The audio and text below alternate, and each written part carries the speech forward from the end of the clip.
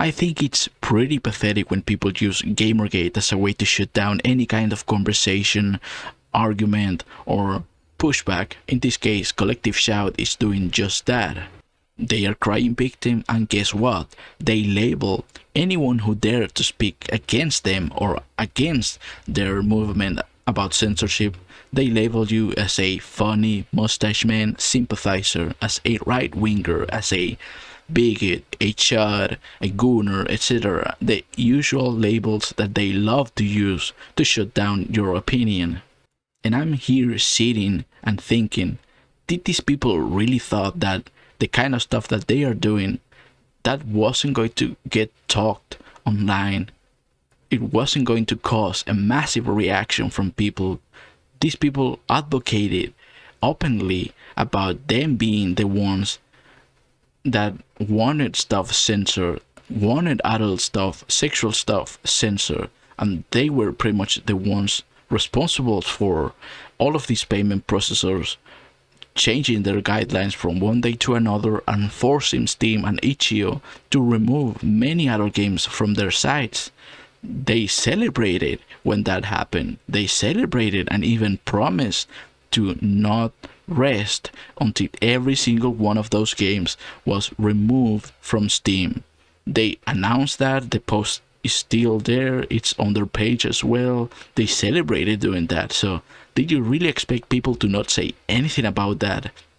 Did you really expect people to not make fun of you, call you out, or point out stuff that you have defended in the past that makes you look like an absolute hypocrite? These people defended cuties, and you can see the tweets that are still online, and if they got removed or got privated, you can still find the archive, because people now archive everything. Even if Collective Shout has their X account private now, or I don't know if you have to follow them in order to see their tweets, everything is archived now. So you can't lie about stuff like you did when the first Gamergate happened. And now these people, of course, using Gamergate. How many times is Gamergate going to return? Like, we are at Gamergate 3.0 by now, and this person just telling others that Gamergate on steroids, like what's happening to Collective Shout, is worse than Gamergate, which is something baffling to read. These people are so delusional, and they have to resort to absolute pitiful stuff to just support their narrative. And something that made me laugh about this is that in that post that they made 2 days ago, they had to resort to a 3 likes tweet, talking about we need a new Luigi. Like 300 views, 3 likes, just to support their narrative. Like, nobody paid attention to that. Nobody liked that or agreed with that. The same happens with the person below. Like 10 likes, 2,000 views. Like, dude, that's nothing.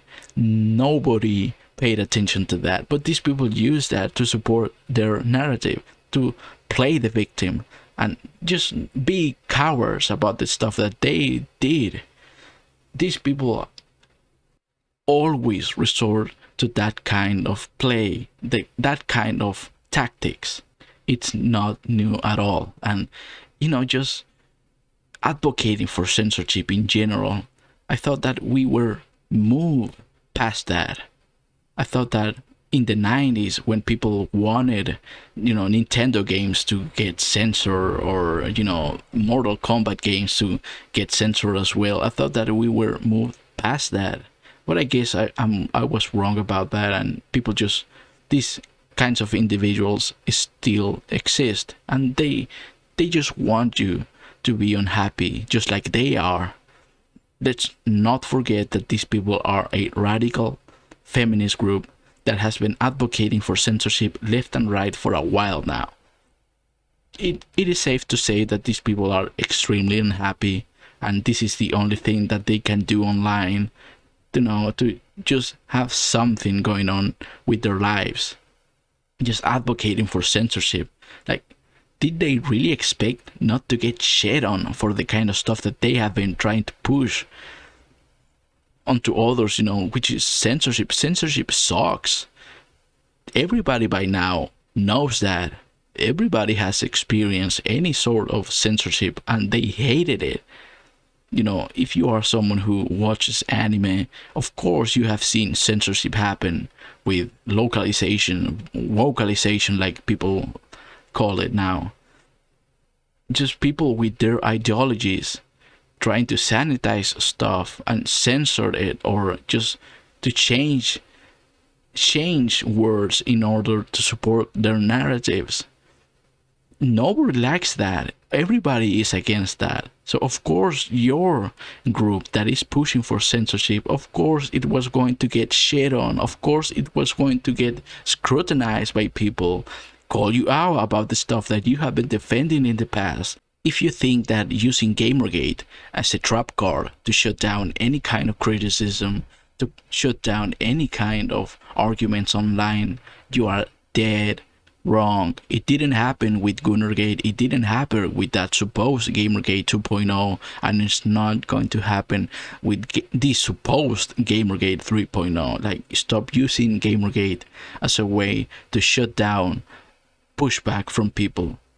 It's not okay. It's cringe at this point. It's a very cowardly move from your part, and you are not doing any favor to your group by doing that.